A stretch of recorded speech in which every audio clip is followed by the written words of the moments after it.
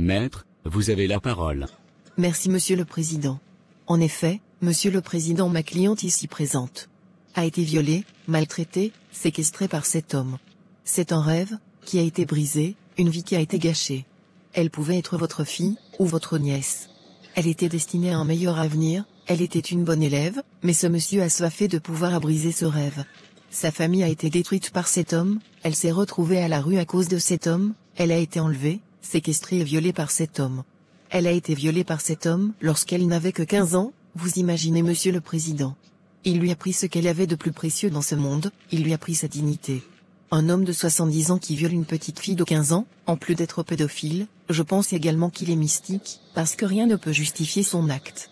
D'autant plus, qu'il est marié à 4 femmes. Objection Monsieur le Président, elle s'attaque à la vie privée de mon client. Objection rejetée. Maître, vous pouvez continuer. Je disais Monsieur le Président, au vu de tout ce qu'il a fait, ce monsieur ne mérite pas la liberté, car il est un danger pour nos filles, et pour nous les femmes. Alors je demande la peine capitale pour lui, et qu'il dédommage ma cliente. J'en ai terminé, merci Monsieur le Président. L'audience est suspendue, la cour se retire pour quelques minutes. Chérie, il y a ton père qui est au salon, et qui veut te voir. Qu'est-ce qu'il me veut? Il dit qu'il aimerait te parler. Non, je n'ai pas envie de lui parler. S'il te plaît, va écouter ce qu'il a à te dire. Franchement, je n'ai pas envie de lui parler. Je comprends ta douleur et ta colère, je sais que tu es une bonne personne, ne laisse pas la colère emporter sur toi. Si tu veux avancer, et fais la paix avec ton passé, tu dois pardonner toutes les personnes qui t'ont fait du mal, c'est ainsi que tu seras forte. Tu sais, c'est vraiment compliqué. Je sais, mais fais un effort et va l'écouter. C'est compris mon amour.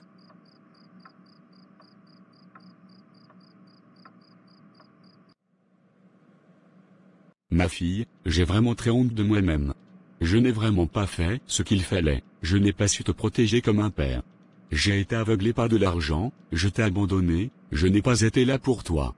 J'ai été un père irresponsable, je n'ai pas fait ce qu'il fallait. Tout ce que je te demande aujourd'hui c'est de me pardonner ma fille, trouve une place dans ton cœur pour me pardonner. Lorsque j'avais vraiment besoin de toi, tu n'étais pas présent, tu m'as mise à la porte juste, parce que j'ai refusé d'épouser cet homme. Tu m'as fait tellement de choses, que je ne pourrai jamais oublier, tu es allé jusqu'à me maudire et à me renier. Je suis vraiment désolé ma fille, je ne savais pas ce que je faisais. Je te pardonne, mais pour dire vrai je n'ai plus besoin d'un père. Car tu m'as appris à vivre sans père, et à me débrouiller toute seule. Tu as tout à fait raison, pardonne-moi.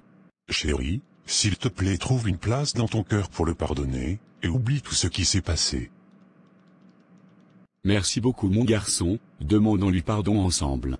Ne vous inquiétez pas Monsieur Robert, elle va vous pardonner, c'est juste une question de temps.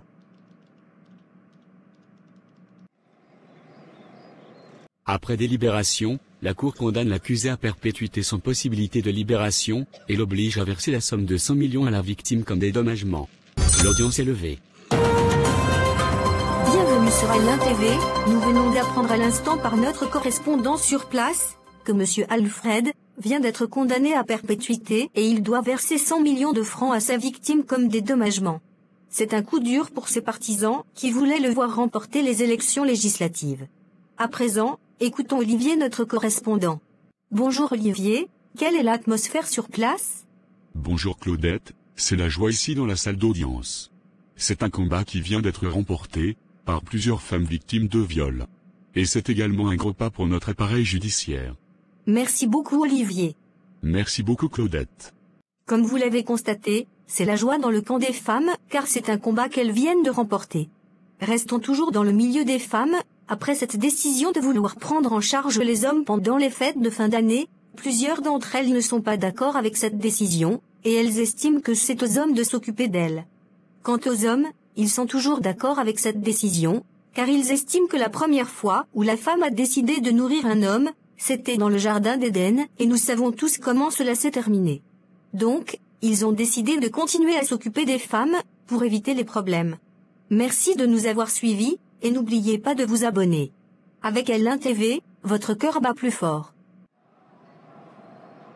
Merci pour ton soutien mon amour, c'est grâce à toi, je t'en serai toujours reconnaissante. C'est mon rôle mon amour, car je t'aime.